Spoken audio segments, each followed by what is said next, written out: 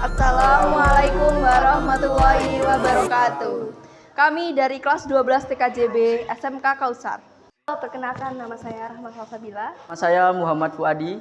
Hai, nama saya Wi Ambarsari. Hai, saya Rizky Setiawan.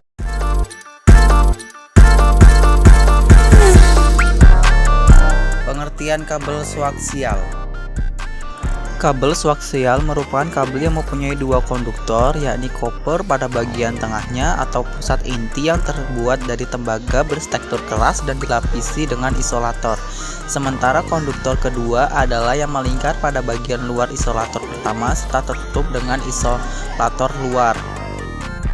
Kelebihannya yaitu harga lebih murah, lebih kuat menahan gangguan eksternal dibandingkan twisted pair kabel, jarak maksimum kabelnya lebih panjang, kuat menahan gangguan eksternal, bisa digunakan untuk transmisi data analog dan digital, memiliki bandwidth yang relatif tinggi, dan kemungkinan error lebih kecil.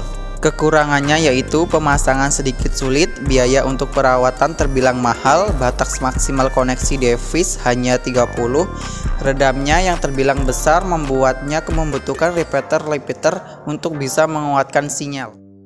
Fungsi kabel koaksial. Fungsi kabel koaksial ini juga bisa membagi sinyal broadband atau sinyal yang memiliki frekuensi tinggi. Kabel ini berfungsi untuk menghubungkan satu perangkat keras komputer dengan perangkat lainnya sehingga bisa mengalirkan data. Karena kabel ini mempunyai kecepatan cukup baik sebagai media transmisi data. Cara membuatnya. Kabel twisted pair. Pengertian.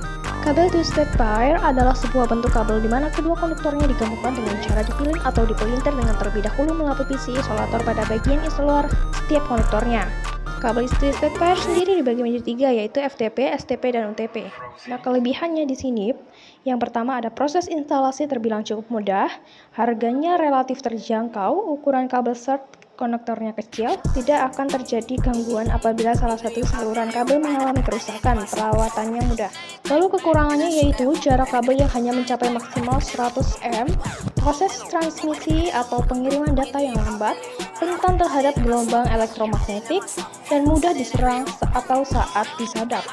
Fungsinya yaitu kabel UTP digunakan pada jaringan LAN untuk menghubungkan komputer ke perangkat jaringan atau komputer ke komputer ataupun antara perangkat jaringan itu sendiri. Dua jenis UTP yaitu strike dan crossover.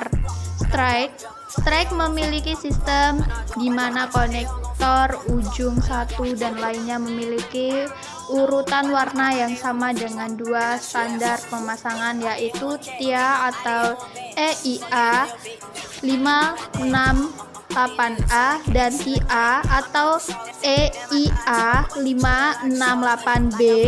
Crossover. Kabel crossover berarti memiliki susunan yang berbeda antara ujung satu dan ujung lainnya. Konektor satu dan lainnya tidak memiliki urutan warna yang sama karena adanya penyilangan. Cara buat.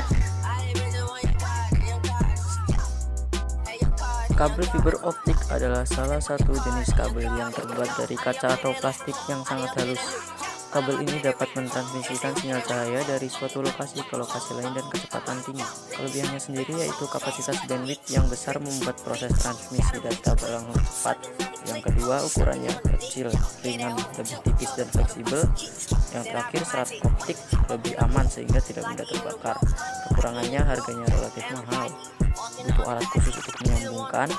Proses pemasangan kabel fiber optik bisa dibilang rumit sehingga membutuhkan kesabaran dan ketelitian.